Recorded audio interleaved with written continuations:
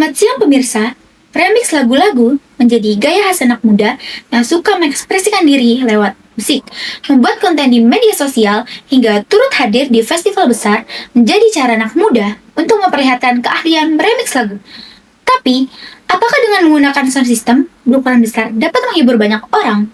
Atau akan menimbulkan masalah baru? Inilah yang akan kami sajikan dalam editorial siang hari ini. Fenomena sound horeg antara identitas budaya dan potensi bising. Bersama saya, Adila Cantika Febrianti.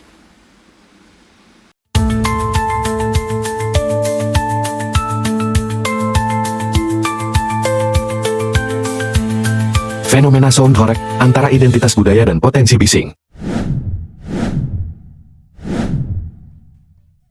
Dalam beberapa tahun terakhir, fenomena sound horeg telah menjadi pemandangan umum di berbagai sudut jalan, pasar malam, hingga acara komunitas di pelosok negeri. Sistem audio rakitan yang menggelegar, dentuman bass yang berlebihan, dan remix lagu-lagu populer tanpa standar artistik yang jelas menjadi ciri khas dari apa yang disebut sebagai sound horeg. Fenomena ini tentu tak bisa dianggap sepele, mengingat penyebarannya yang masif dan daya tariknya yang tak bisa diabaikan, terutama bagi kalangan muda. Tak dapat dipungkiri, sound horeg muncul dari kreativitas dan tren budaya populer. Fenomena sound horeg patut diapresiasi sebagai bentuk kreativitas masyarakat, terutama generasi muda dalam memeriahkan suasana. Dengan dentuman musik yang khas, sound horeg mampu menciptakan energi positif, menghadirkan rasa kebersamaan, dan menjadikan setiap pesta terasa lebih hidup. Kehadirannya menunjukkan bahwa musik bukan sekedar hiburan, tetapi juga sarana untuk mengekspresikan identitas, mempererat persaudaraan, serta memperkaya warna budaya populer masa kini. Jika dikelola dengan baik, sound horeg bisa menjadi ikon hiburan rakyat yang membanggakan, bukan sekedar tren sementara. Namun, kehadiran sound horeg juga tidak lepas dari dampak negatif. Suara yang terlalu keras sering menimbulkan keresahan bagi warga sekitar.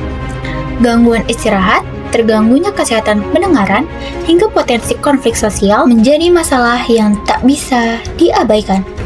Alih-alih menghadirkan keceriaan, kebisingan berlebihan justru bisa merugikan banyak pihak.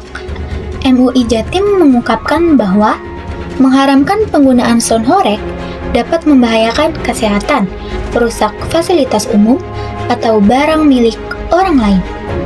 MUI Jatim juga mengharamkan penggunaan sound horeg yang diiringi oleh aktivitas mengumbar aurat dan kemungkaran-kemungkaran lainnya.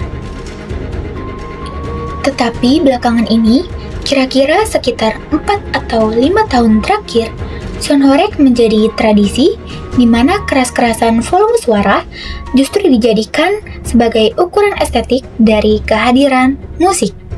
Lalu musik yang dipilih kebanyakan juga musik ala diskotik dan musik ala DJ. Sound horeg bisa dilihat sebagai bentuk ekspresi akar rumput yang mudah diakses, murah, dan merakyat.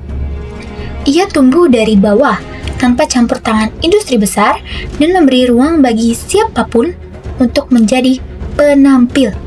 Tanpa perlu panggung mewah atau pelatihan formal, ada unsur demokratisasi di sana, dan di dalam konteks ini, sound horeg dapat dilihat sebagai bentuk kebudayaan pop yang muncul dari kondisi sosial ekonomi tertentu.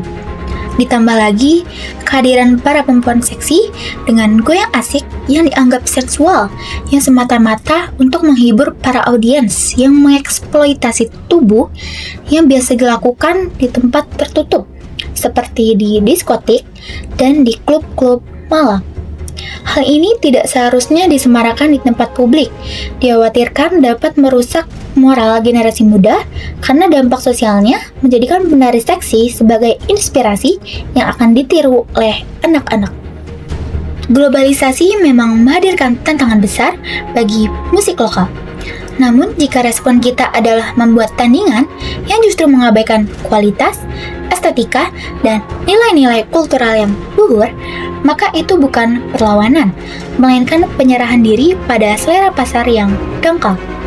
Pertanyaannya kini, apakah apakah Sonhorek benar-benar mencerminkan ekspresi budaya lokal, atau justru hanya gejala kebisingan massal yang miskin nilai artistik? Kami tidak menolak adanya Sonhorek, tetapi mengajak untuk merenung.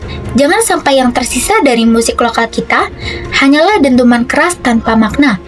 Jika memang Sonhorek ingin bertahan sebagai bagian dari kebudayaan, maka ia perlu berevolusi menjadi lebih dari sekedar kebisingan massal dan benar-benar menjadi suara dari rakyat yang bermartabat.